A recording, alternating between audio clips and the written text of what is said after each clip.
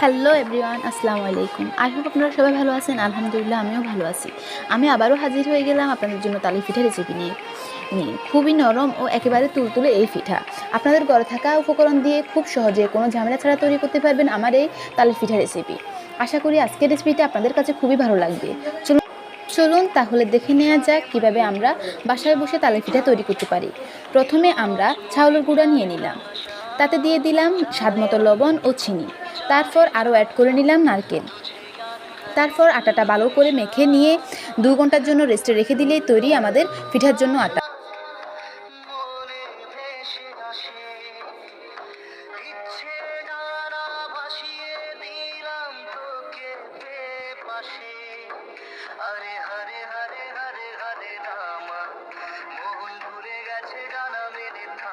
তারপর কড়াইতে তেল দিয়ে পিঠাগুলো ভেজে নিলেই তৈরি আমার তালের পিঠা রেসিপি।